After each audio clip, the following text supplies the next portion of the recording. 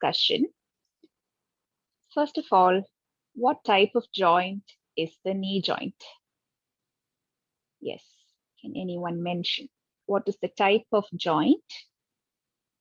And what are the components of the knee joint? What are the bones which articulate to form the knee joint? It's an easy question.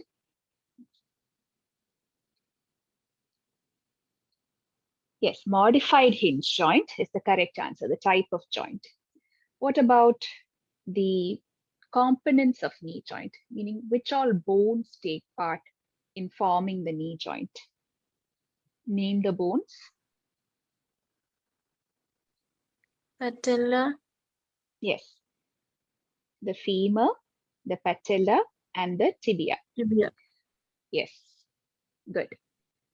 So there is a femorotibial component for the knee joint as well as a femoropatellar component. So this modified hinge joint is actually the femorotibial component of knee joint. What about the femoropatellar component? What type of joint is that? Can anyone guess what type of joint is between the patella and the femur? Yes, very good. It is a saddle joint. Good. So knee joint is an, yes. Knee joint is an essay question for you. So type of joint and articulating surfaces are just the basics that you need to know. So let's look at what are the structures we'll be seeing in relation to the knee joint during dissection. When you reflect the skin and superficial fascia, we can see the bony prominence of the patella. What is the shape of the bone patella?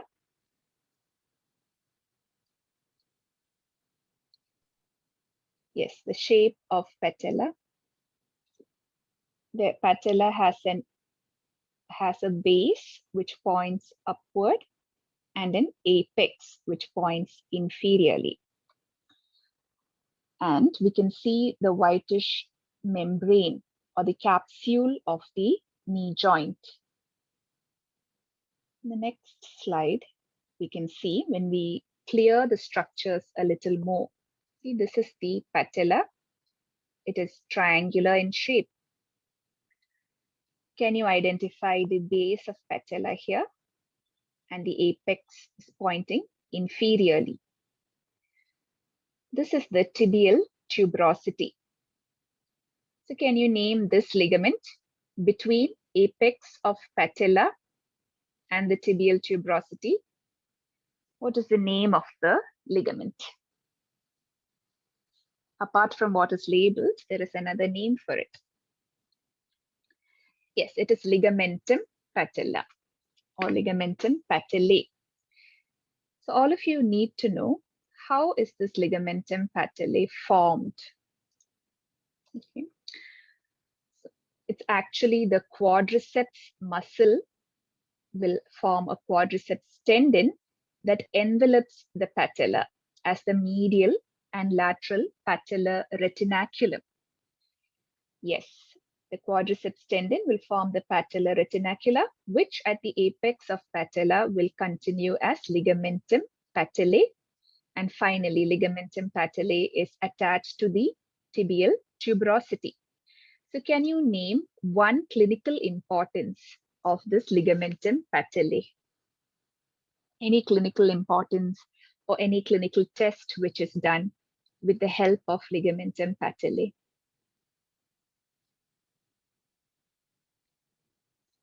The knee jerk reflex. Very good. Knee jerk reflex is done by striking a knee hammer on the ligamentum patellae, and the patient will have extension of the knee as a reflex. So you need to learn the root value of knee jerk reflex as well. That's the first ligament related to the knee joint. Now in relation to the ligamentum patellae. Okay, so this is the view of the knee joint from the lateral aspect. So this is the patella, this is the tibia.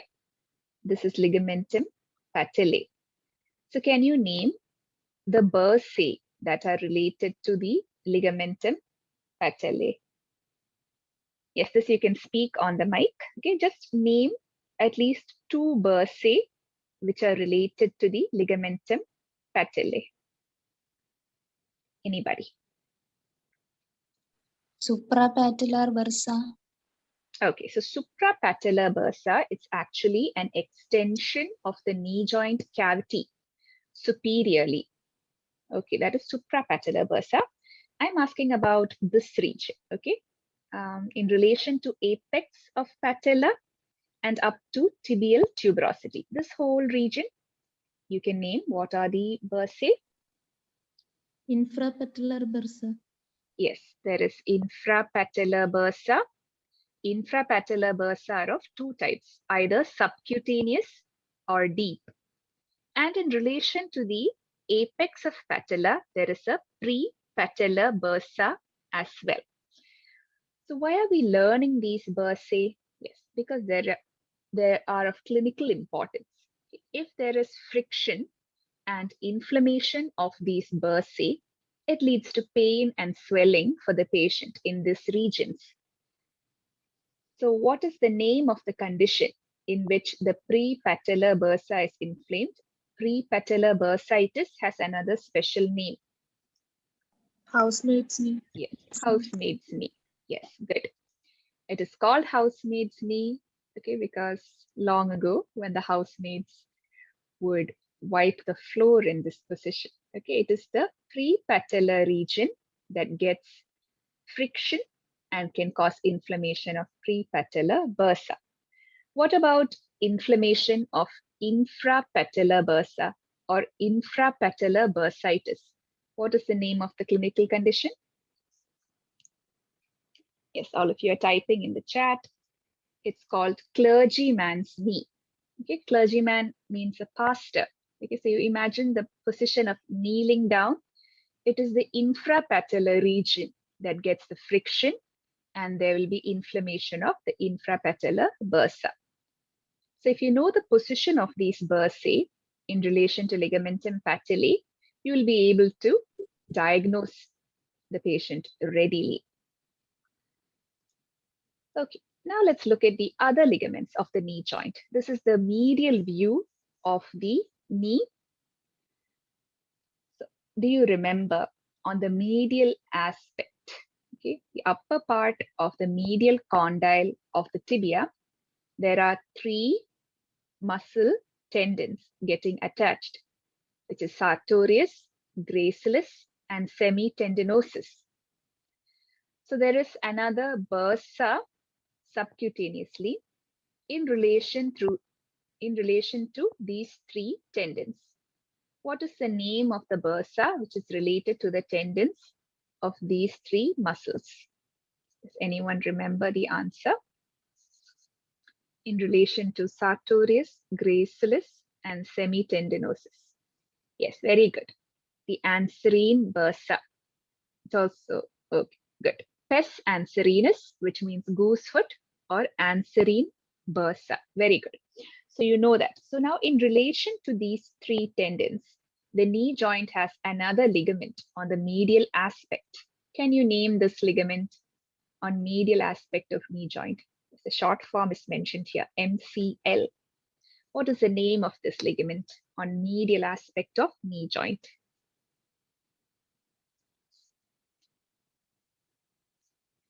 Anyone? Yes, the tibial collateral ligament or the medial collateral ligament. Now this can be kept as a spotter question for you. Okay, so initially I'd shown you the fibrous capsule and ligamentum patellae, how you will identify. Now on medial aspect of knee joint, this is the medial collateral ligament. So all of you need to know what are the attachments of the medial collateral ligament. So can you tell me one attachment superiorly? Just guess, where is it attached superiorly? Superior attachment of medial collateral ligament. Just think about what are the parts of the lower end of femur.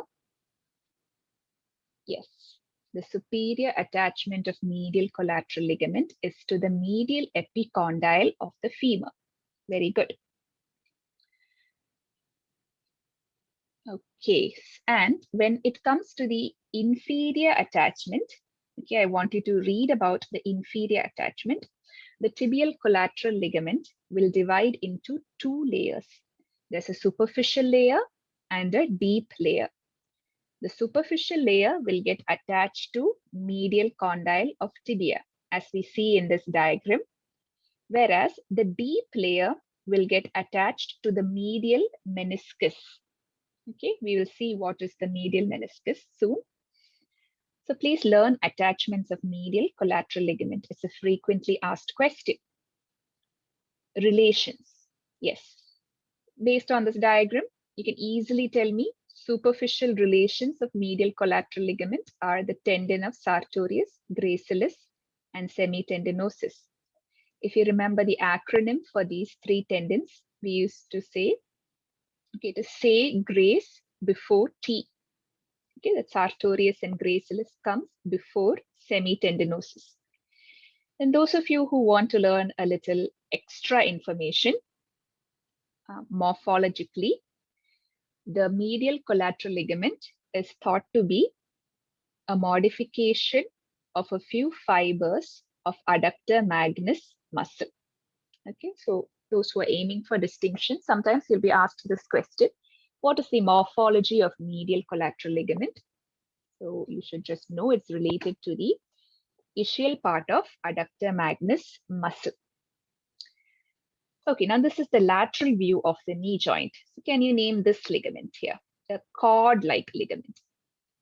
The cord-like ligament present on the lateral aspect of the Fibular knee. collateral ligament. Yes, very good. Fibular collateral ligament or the lateral collateral ligament.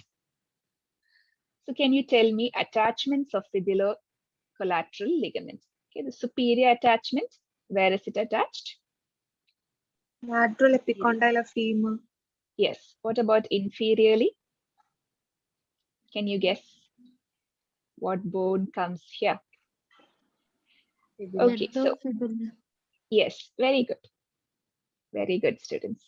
So fibular collateral ligament attachments superiorly is to lateral epicondyle of femur, whereas inferiorly it is to the head of fibula. Good. Now, does anyone know what is the relationship between the tendon of biceps femoris and fibular collateral ligament? Okay, this is a higher level question. What is the relationship between tendon of biceps femoris and the fibular collateral ligament? Okay, I'll show you the diagram in a while. You can also read this point. Okay, those who are interested can find it out. Just one thing I want to highlight is, look at the shape of fibular collateral ligament. It is cord-like, whereas the tibial collateral ligament is band-like. Okay, so that will help you in identification.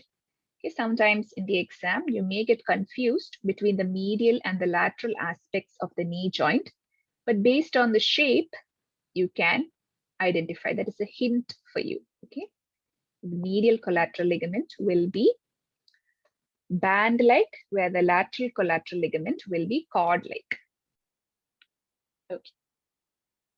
The morphology of the biceps tendon is that it is derived from a part of the peroneus longus muscle, okay, according to the evolutionary concept.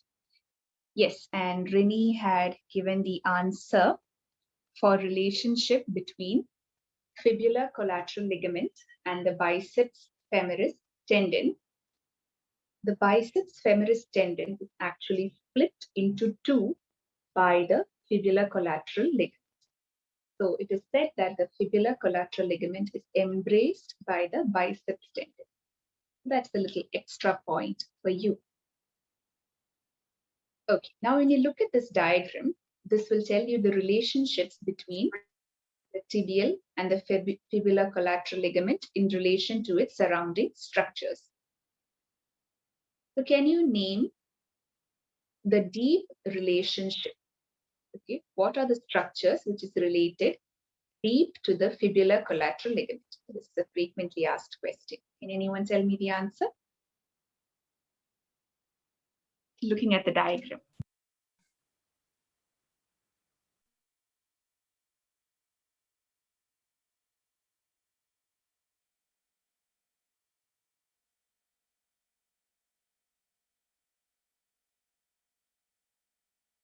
Yes, it is labeled in the diagram. So can someone attempt the answer, please?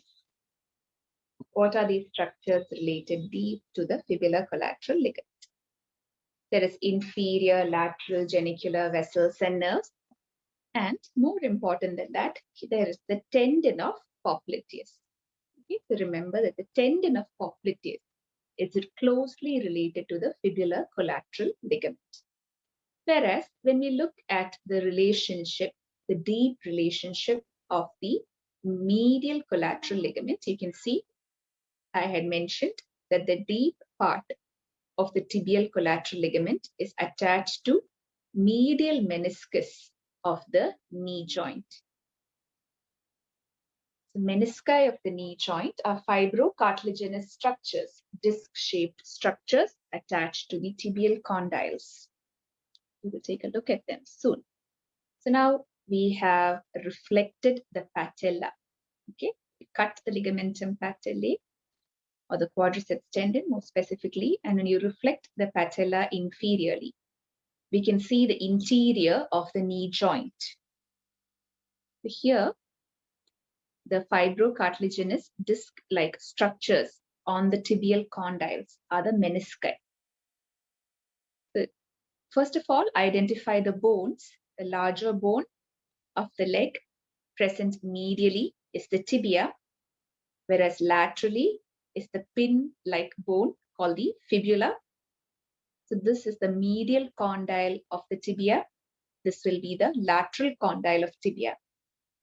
On the superior surface of the medial condyle is the medial meniscus, and attached to the lateral condyle of tibia is the lateral meniscus. This region in the center of tibia, that is called the intercondylar area. In relation to that, you can see two ligaments which are taking attachment, and these two ligaments will cross each other. So they are named as the cruciate ligaments. Okay, the word cruciate means cross.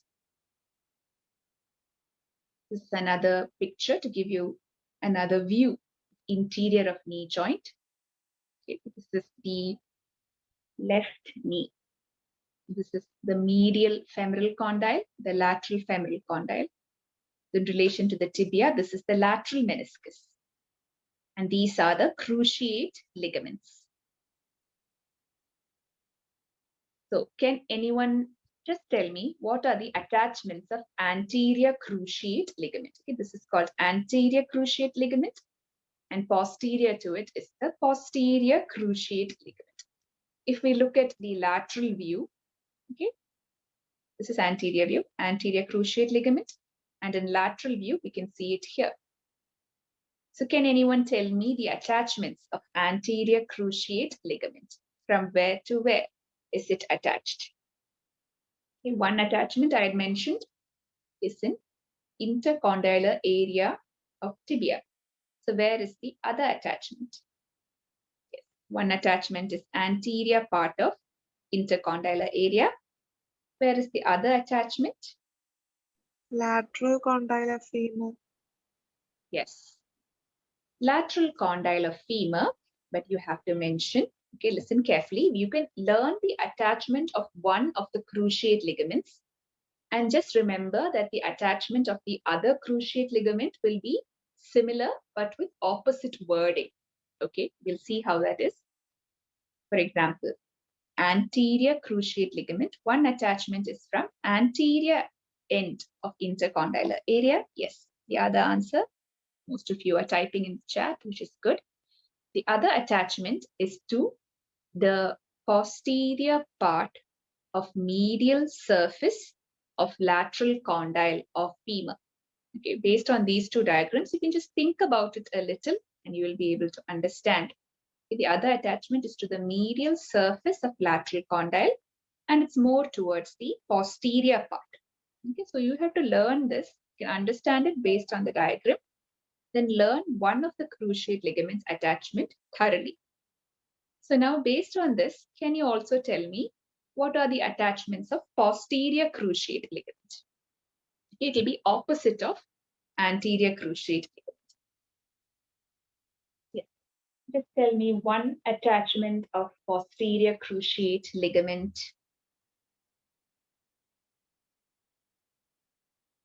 Okay. Yes, first from posterior part of intercondylar area, and the other attachment will be to the lateral surface of medial condyle of femur. Okay, that will be anterior part of lateral surface of medial condyle of the femur. Okay, some of you may find it a little confusing, but please learn it today itself. What are the attachments of the cruciate ligament? That's a frequently asked question and also kept for spotters for each of you. Now, this is the upper end of the tibia. You're looking at the upper end of tibia from the superior aspect, also called the bird's eye view. Okay, so this is the anterior aspect with the tibial tuberosity. This is the posterior aspect. And these are the two condyles of the tibia. So this region in between the two condyles is known as the intercondylar area. So this is the right tibia, and you're looking at it from the superior aspect. So you can see the medial condyle and the lateral condyle. So can you tell me which condyle is larger? Is it medial condyle or lateral condyle? Lateral. Medial. The medial. Okay, see, this is the medial condyle here. This is the medial condyle, and this is the lateral condyle. You can see the medial condyle is larger. Okay. Yes, this intercondylar area is also known as tibial plateau. Okay, so please keep in mind, it is the medial condyle which is larger for the tibia, whereas for the femur, the lateral condyle projects more forward anteriorly. Okay, so that is not the size of lateral condyle, it is just the projection of the lateral condyle of femur is more. But for the tibia, please remember it is the medial condyle which is larger.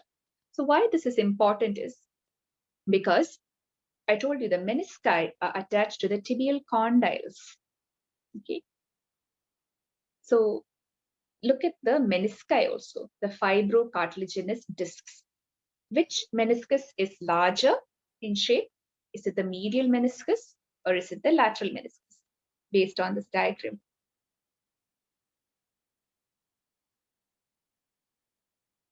Medial. Yes, you all can see that the medial meniscus is larger than the lateral meniscus. So if you know the size of the tibial condyles, it will give you a clue to the size and shape of the menisci as well. So it is this size and shape difference between the medial and the lateral meniscus, which will help you to identify it in your spotting exam as well. So now we are going to learn a very important aspect of the knee joint. It's frequently asked for you in your essay, in your viva. It's a favorite question. That is, what are the structures which are attached to the intercondylar area of the knee in the interior of knee joint? Okay, so here we can see the menisci, okay, the medial meniscus and the lateral meniscus. This is the anterior aspect where there's the tibial tuberosity. This is the posterior aspect. And you need to know the menisci, the anterior end of the meniscus, it is called the anterior horn, H-O-R-N, the horn of the meniscus. Whereas the posterior end of the meniscus is called the posterior horn. Whereas these ligaments are the cruciate ligaments. Okay, this is the anterior cruciate ligament and the posterior cruciate ligament. So you can see in the intercondylar area, that is this region, there are many structures attached. So you will remember these structures with the code MAL LMP.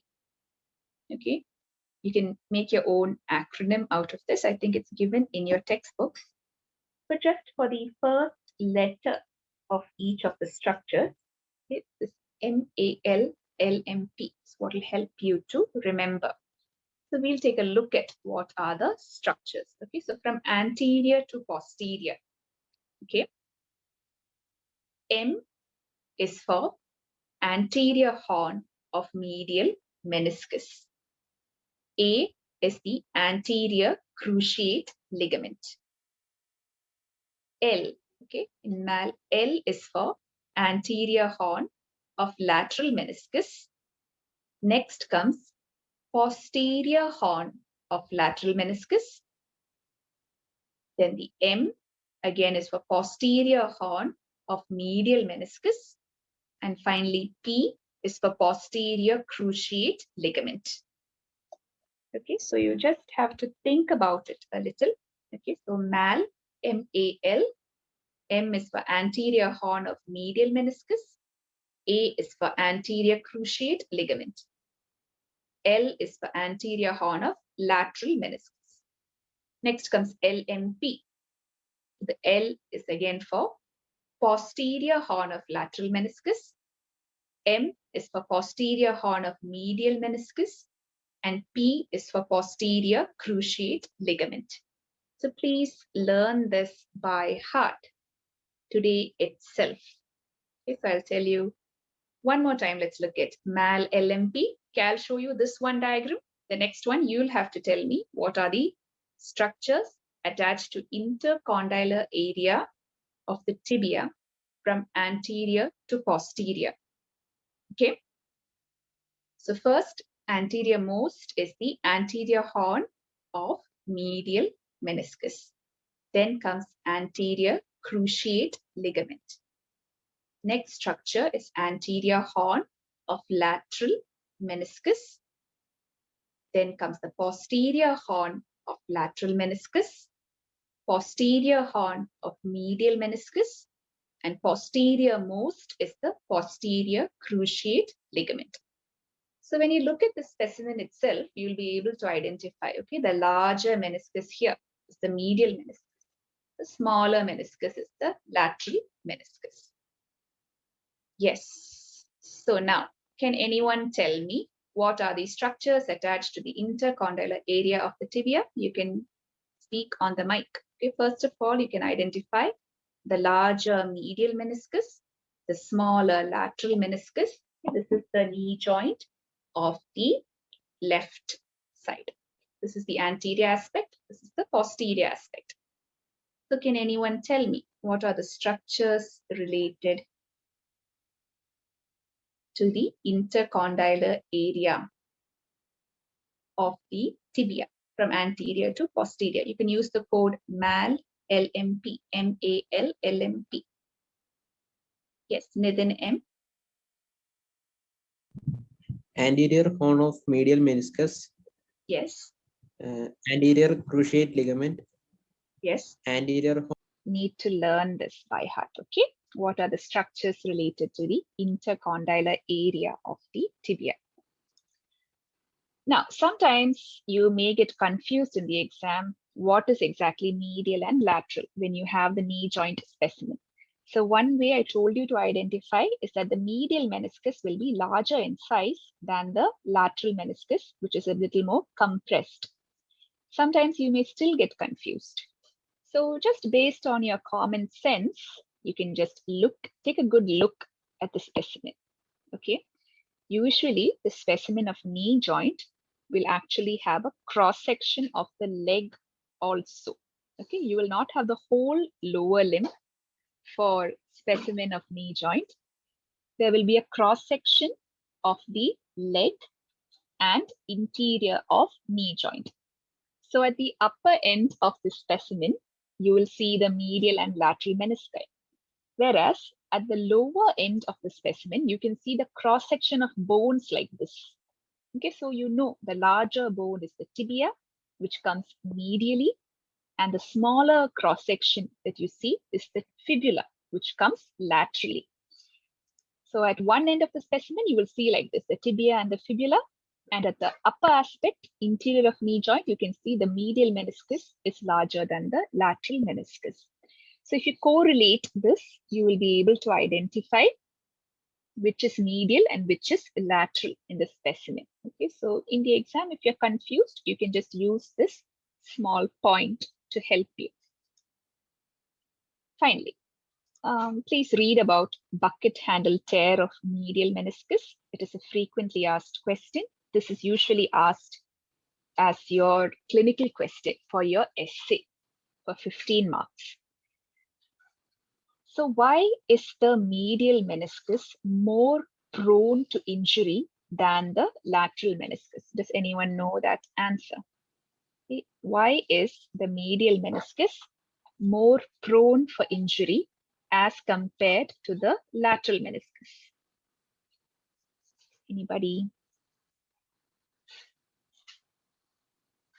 Medial meniscus is more firmly fixed to Yes.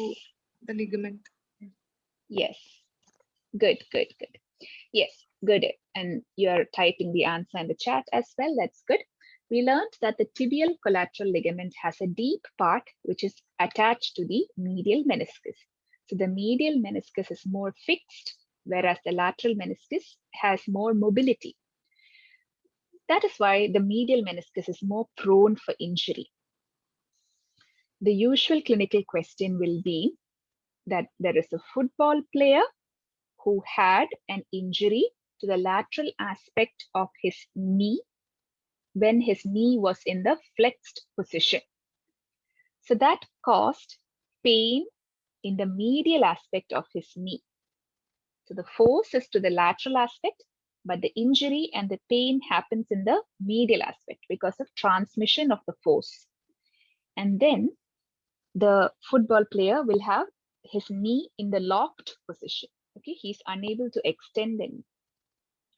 And there will be a painful swelling of the knee. Okay, so this is a usual clinical question. So if you see such a question, you should know that it is the bucket handle tear of medial meniscus. There's another clinical question, which is the unhappy triad, which is another injury of the knee joint. So please read about that. And you also need to know something called the drawer sign, which is how will you test the integrity of the cruciate ligaments of the knee. So please read these topics. Okay. So this is just the posterior view of the knee joint. So can you name this muscle, which is labeled as 9? All of you know this answer. On the posterior aspect of knee joint, this is a spotter for you. Popliteus. Yes, popliteus. I've already written it on the slide as well. Okay, 9 is the popliteus muscle. Can you label the structure, or what is this membrane, which is labeled as 7? Very easy. If 9 is popliteus, what is 7? What is the membrane which covers the popliteus?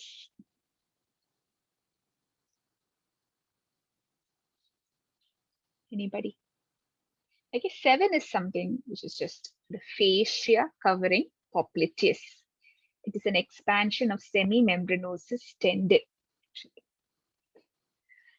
It is the popliteal fascia. Yes, 7 is popliteal fascia. What about 6? Any idea? 6 is another ligament of knee joint, which is present on the posterior aspect. Okay, look at the shape of 6. It is somewhat oblique. Which is an Ligament. yes, good. Oblique popliteal ligament. Very good. So remember, posterior aspect of knee joint, the ligament which strengthens the knee, and it is obliquely oriented. That is the oblique popliteal ligament, which is labeled as 6. Now, finally, what is number 10? Okay, this is a higher level question. It's not usually asked in your exam, but just for interest sake, if anyone is interested. Okay, this is the head of fibula. There's a small ligament here attached to head of fibula. Arcuate popliteal ligament. Yes, very good. Very good. Okay, this is arcuate popliteal ligament. Okay, but this is not very important for you from exam point of view, just for your interest sake. Yes, so just know that the popliteus muscle is called the key muscle of the knee. So now comes the next question. Okay, why is popliteus called the key muscle?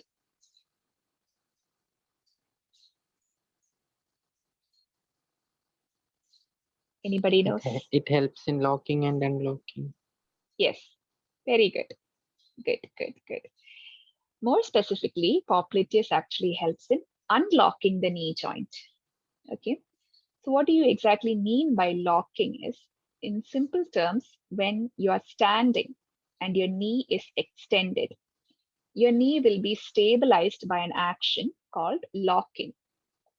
Whereas when you want to flex your knee from extended position, the knee joint will have to undergo an action called unlocking. Okay, the details we will learn next class. So popliteus muscle helps in the action to initiate flexion of knee. So that action is called unlocking of knee joint. Yes, popliteus is a favorite question for you. Okay, so please learn attachments, nerve supply, and action. Next question is, which artery divides at the lower border of popliteus?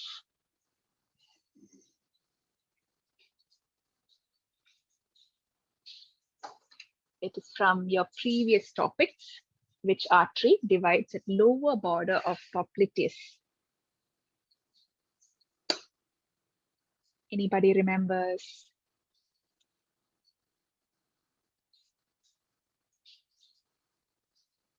Yes. Okay, if you remember, anyway, good try. See, the popliteal artery will reach up to lower border of popliteus and then divide into anterior and posterior tibial arteries. Okay, so you can revise that in popliteal fossa. This popliteal artery at lower border of popliteus divides into anterior and posterior tibial arteries. Okay, that's a very important fact. Okay, another frequently asked question. So here, popliteus is actually a deep muscle, so we are not seeing it very clearly, but you can see how the popliteal artery is dividing into anterior and posterior tibial arteries. So please remember this key landmark. Yes, Bitty had asked about locking and unlocking of knee. It's also called the screw home mechanism of knee joint. Sometimes this is asked as a separate short note for you. It can even be asked for 8 marks. If you remember, in the upper limb, pronation and supination was asked as a short note. Similarly, in lower limb, this locking and unlocking mechanism of knee joint can be asked. So please read that. Okay, I get how is the leg divided into different compartments. Okay, this is the tibia, this is the fibula, and in between the two, there is the interosseous membrane. Now, this fibula has an anterior border and a posterior border. At the anterior border of fibula, there is attached the anterior intermuscular septum, whereas the posterior border of fibula has the attachment of posterior intermuscular septum. So with these 3 structures, okay, interosseous membrane and the anterior and posterior intermuscular septum, the leg, which is below the knee, will be divided into 3 compartments. Okay. Anterior compartment here is bounded by the tibia, the interosseous membrane, and the anterior intermuscular septum. The lateral compartment is bound by the anterior and posterior intermuscular septi, whereas the posterior compartment is the largest portion, the largest compartment of the leg. It is bound by both the bones of the leg, the interosseous membrane, and by the posterior intermuscular septum. Posterior compartment is further divided into superficial and deep strata by a transverse intermuscular septum. In your Cunningham textbook, there will be a little clearer diagram given regarding compartments of the leg. Also, this diagram can be asked for you as a 2-mark or 4-mark question. Okay, there is cross section at middle third of the leg. Please learn that. How are the compartments of leg formed with the intermuscular septa in mind? Okay, so now let's just look at the anterior compartment. The main muscle of anterior compartment is a little easy to learn. Okay, you know that the bone of the leg on the medial aspect is the tibia. So on anterior aspect of tibia, the muscle is tibialis anterior. Now let me ask you, what is the action of these muscles in anterior compartment of leg? What is the action of this whole group of muscles? Is it the flexor compartment or is it the extensor compartment? Extension. Extensor compartment. Very good. Good. You can just think about the upper limb. In upper limb, the anterior compartment of forearm was for flexion. It was the flexor compartment. But we all know that in lower limb, due to the differences in development between upper limb and lower limb, and there's a difference in the rotation of the upper and lower limb buds. So for the lower limb, the anterior compartment is for extension. So anterior compartment of leg is for the extension of the ankle joint. So when you talk about the foot and the ankle, when you say extension, what does it mean? Is it plantar flexion or is it dorsiflexion of the foot? Dorsiflexion. Dorsiflexion. Yes, very good. It is dorsiflexion. So you already know the action of all these muscles. It is dorsiflexion of the foot. Good.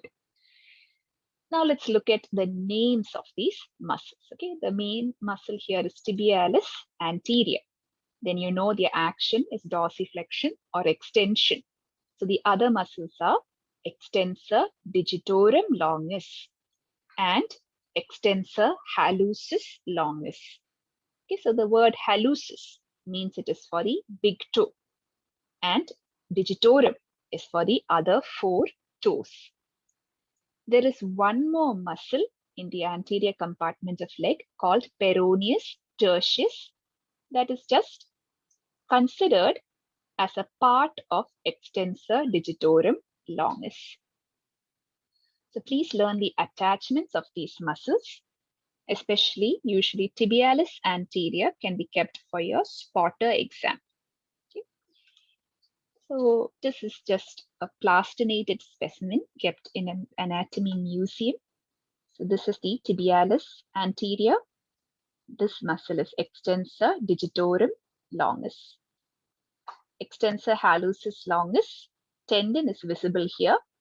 The belly will be little deep to these muscles. Okay, so this is another dissection specimen. So here is tibialis anterior. You're not seeing the whole leg in this picture, okay, but based on the tendon and position. Okay, this is tibialis anterior. This is extensor digitorum longus. This belly is for extensor hallucis longus. When you follow that muscle down, the tendon, you can see the tendon is going towards the great toe. So this is extensor hallucis longus.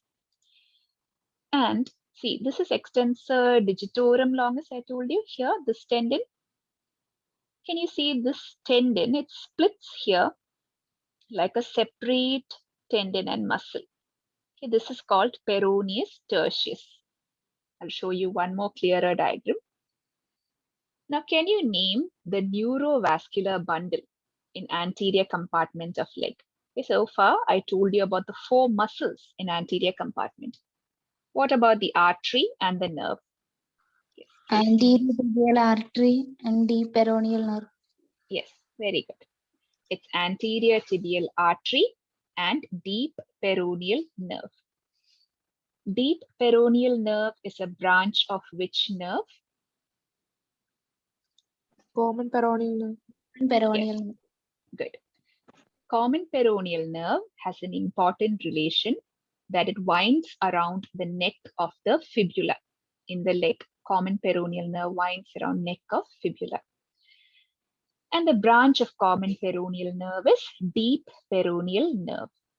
There's another name for deep peroneal nerve called nervus hesitans. Okay, this is another favorite question. Why is deep peroneal nerve known as nervus hesitans? Does anyone know the answer? In the medial side, the nerve hesitates to go from the lateral side to medial side. Yes. Good. Very good, Malavika. So you can see it in this diagram. Okay. We should look at what is the relationship between the deep peroneal nerve and the anterior tibial artery. Okay. When you look at the upper third of the leg, you can see the deep peroneal nerve is lateral to the anterior tibial artery. Then in the middle third of leg, the deep peroneal nerve will come anterior to the anterior tibial artery. So one would think that the deep peroneal nerve wants to cross the anterior tibial artery. But instead of crossing, the deep peroneal nerve again will go to the lateral aspect of anterior tibial artery in the lower third of leg. So it looks as if the deep peroneal nerve is hesitating to cross the anterior tibial artery. So this is something you may see it in dissection, the relationship between artery and the nerve. So just remember, in upper third of leg, deep peroneal nerve is lateral to anterior tibial artery. In middle third of leg, it comes anterior to anterior tibial artery. In lower third of leg, it will go lateral again. So it looks as if deep peroneal nerve is hesitating to cross the anterior tibial artery. That is why it is called nervus hesitans. And the last part of today's class is regarding the extensor retinacula. So this is also a spotter question for you. So there is the superior extensor retinaculum and the inferior extensor retinaculum. Can anyone just tell me, based on this diagram itself, what are the attachments of superior extensor retinaculum? Okay, this is the lateral aspect. This is the medial aspect. Using this diagram, just tell me, what are the attachments of superior extensor retinaculum? Medially to the lower part of tibia. Yes. Laterally to the lower part of anterior border of fibula. Yes, good. So both medially and laterally, you have to remember the word anterior border. Okay, so medially to the anterior border of tibia and laterally to the anterior border of fibula. What about attachment of inferior extensor retinaculum?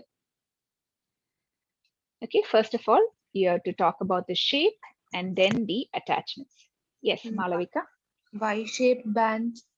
Yes. What is the attachment? The stem, it is attached to the superior part of calcaneum. Yes, good. And the upper band goes to medial malleolus of tibia. Yes. And the lower band? That's to sole of the foot. Like Yes, fascia sole of the of the sole. Good. Yes. Good.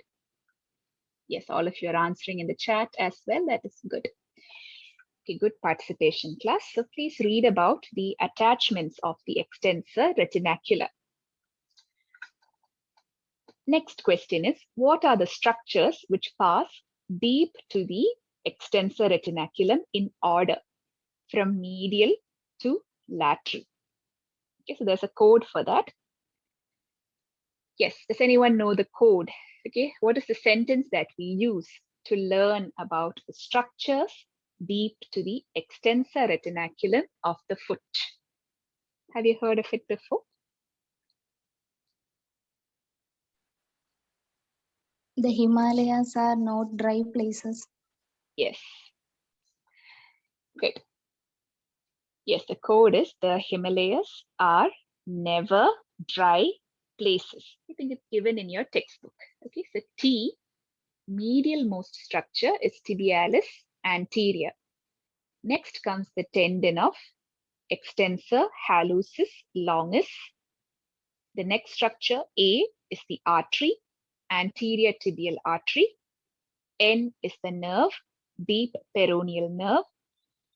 D is for tendon of extensor digitorum longus. And P is for tendon of peroneus tertius. We will learn it with this specimen. So here in this specimen, this band, which is seen superiorly, is the superior extensor retinaculum. This is inferior extensor retinaculum. This is the stem.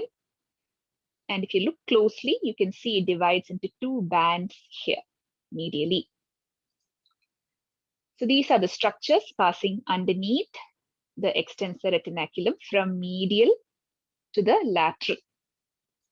Yes, so using this code, can one of you just tell me what are the structures passing deep to the extensor retinaculum from medial to lateral aspect? This is the last question of today's class. Yes, someone who hasn't answered so far can answer. Okay, based on the diagram and based on this code, can you just name the structures which are passing deep to the extensor retinaculum? Yes, Nikhila.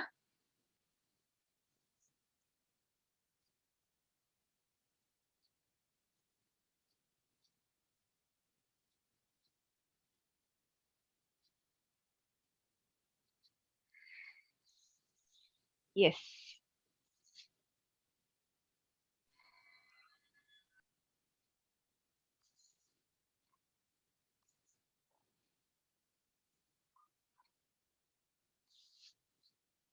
Okay, I don't know if it's a net issue.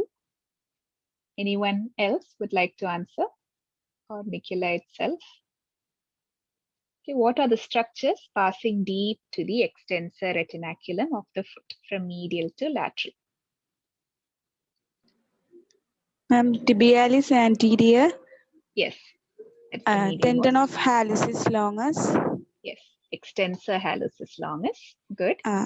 anterior tibial artery, Yes, deep peroneal nerve, yes, tendon of extensor digitorum longus, yes, tendon of peroneal longus.